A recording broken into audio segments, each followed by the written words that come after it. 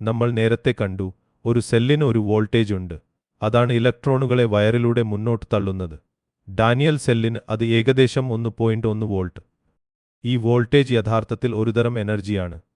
ഈ ഭാഗത്ത് നമ്മൾ വോൾട്ടേജിനെ എനർജിയുമായും പിന്നെ ഇക്വിലിബ്രിയം കോൺസ്റ്റന്റുമായും ബന്ധിപ്പിക്കും. സെൽ ഇലക്ട്രോണുകളെ വയറിലൂടെ തള്ളുമ്പോൾ അത് ഒരു വർക്ക് ചെയ്യുന്നു, ഇലക്ട്രിക്കൽ വർക്ക്. ഈ വർക്ക് സമം ചലിച്ച ചാർജ് ഗുണം വോൾട്ടേജ്. കാരണം വോൾട്ട് എന്നാൽ ഓരോ യൂണിറ്റ് ചാർജിനും കിട്ടുന്ന എനർജിയാണ്. അത് നമ്മൾ നേരത്തെ കണ്ടതാണ്. ഒരു റിയാക്ഷനിൽ എത്ര ചാർജ് ചലിക്കുന്നുവെന്ന് നോക്കാം. ഒരു മോൾ ഇലക്ട്രോണിന്റെ ചാർജ് ഒരു സ്ഥിരസംഖ്യയാണ്. അതിനെ ഫാരഡെ കോൺസ്റ്റന്റ് എന്ന് പറയുന്നു. കൈമാറുന്ന ഇലക്ട്രോണുകളുടെ എണ്ണം ആണെങ്കിൽ ആകെ ചാർജ് സമം ന ഗുണം വർക്ക് സമം ന ഗുണം ന. ഇനി നമുക്കൊരു പുതിയ ആശയം പരിചയപ്പെടാം. ഏതൊരു റിയാക്ഷനും പുറത്തുവിടാൻ കഴിയുന്ന ഒരു ഉപയോഗപ്രദമായ എനർജിയുണ്ട്. അതിനെ ഗിബ്സ് എനർജി എന്ന് പറയുന്നു. ചിഹ്നം സെൽ പതുക്കെ പ്രവർത്തിക്കുമ്പോൾ അത് പുറത്തുതരുന്ന വർക്ക് ഈ ഗിബ്സ് എനർജി കുറയുന്നതിന് തുല്യമാണ്. അതായത് നമ്മൾ നേരത്തെ കണ്ട ആ ഇലക്ട്രിക്കൽ വർക്ക് തന്നെ. എനർജി പുറത്തേക്ക് പോകുമ്പോൾ ഗിബ്സ് എനർജി താഴുന്നു. അതുകൊണ്ട് അതിലെ മാറ്റം ഡെൽറ്റ മൈനസ് ആകും.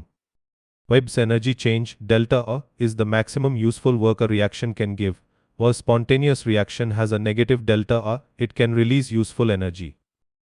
ഇനി രണ്ടും ചേർക്കാം. ഒരു സെല്ലിന് കിട്ടാവുന്ന ഏറ്റവും കൂടിയ ഉപയോഗപ്രദമായ വർക്ക് നപുന ആണ്. അത് റിയാക്ഷന്റെ ഗിബ്സ് എനർജി കുറയുന്നതിന് തുല്യമാണ്. അതുകൊണ്ട് ഡെൽറ്റ സമം മൈനസ് നപുന സെൽ. ഓരോ ഭാഗവും നോക്കാം. ഡെൽറ്റ എന്നാൽ ഗിബ്സ് എനർജിയിലെ മാറ്റം, എന്നാൽ കൈമാറുന്ന ഇലക്ട്രോണുകളുടെ എണ്ണം, എന്നാൽ ഫാരഡെ കോൺസ്റ്റന്റ്, സെൽ എന്നാൽ സെല്ലിന്റെ വോൾട്ടേജ്. മൈനസ് ചിഹ്നത്തിന്റെ അർത്ഥം ഇതാണ്: വോൾട്ടേജ് പോസിറ്റീവ് ആണെങ്കിൽ, അതായത് സെൽ സ്വയം പ്രവർത്തിക്കുമെങ്കിൽ ഡെൽറ്റ മൈനസ് ആകും, എനർജി പുറത്തുവരും. ഇവിടെ ഒരു പ്രധാന കാര്യം ശ്രദ്ധിക്കണം. വോൾട്ടേജ് ഇൻറ്റൻസീവ് ആണ്, അതായത് റിയാക്ഷന്റെ അളവ് കൂട്ടിയാലും കുറച്ചാലും വോൾട്ടേജ് മാറില്ല. ഒരു ചെറിയ ഡാനിയൽ സെല്ലും വലിയ ഡാനിയൽ സെല്ലും ഒരേ 1.1 വോൾട്ട് തന്നെ കാണിക്കും. പക്ഷെ ഗിബ്സ് എനർജി എക്സ്റ്റൻസീവ് ആണ്, അളവിനനുസരിച്ച് അത് മാറും. Zinc plus copper 2 plus reaction delta സമം മൈനസ് 2 പൂന. ഇത് റിയാക്ഷൻ ഇരട്ടിയാക്കിയാൽ 4 ആകും. ഡെൽറ്റ സമം മൈനസ് 4 പൂന. വോൾട്ടേജ് അതേപടി, പക്ഷേ എനർജി ഇരട്ടി.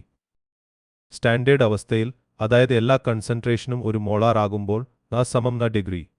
അപ്പോൾ സമവാക്യം ഇങ്ങനെ ആകും: ഡെൽറ്റ ഡിഗ്രി സമം മൈനസ് പൂന ഡിഗ്രി സെൽ. ഇതാണ് standard Gibbs energy. Daniel selling ചെയ്തു നോക്കാം.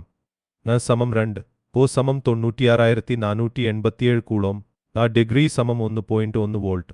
അപ്പോൾ ഡെൽറ്റ ഡിഗ്രി സമം മൈനസ് 2 ഗുണം 1.1 ഗുണം 96,487, അതായത് ഏകദേശം മൈനസ് 212.27 കിലോ ജൂൾ ഒരു മോളിൻ.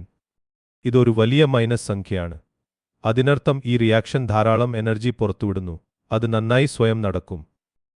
ഗിബ്സ് എനർജിക്ക് ഇക്വിലിബ്രിയം കോൺസ്റ്റന്റുമായും ഒരു ബന്ധമുണ്ട്. ഡെൽറ്റ ഡിഗ്രി സമം minus A log natural A. ഇവിടെ gas constant, temperature, A equilibrium constant.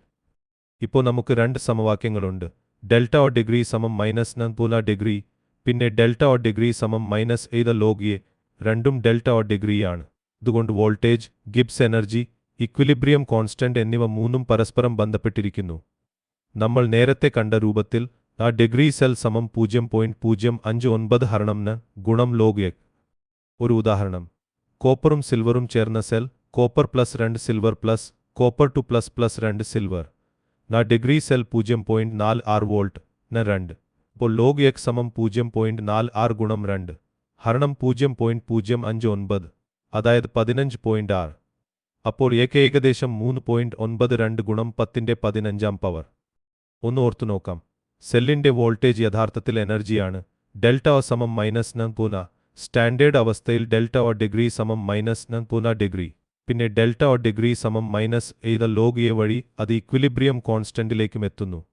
Voltage, energy, equilibrium എന്നിവ മൂന്നും ഒരേ കഥയുടെ ഭാഗങ്ങളാണ്. വീഡിയോ ഇഷ്ടപ്പെട്ടെങ്കിൽ ലൈക്ക് ചെയ്യാനും ചാനൽ സബ്സ്ക്രൈബ് ചെയ്യാനും മറക്കരുത്. നന്ദി.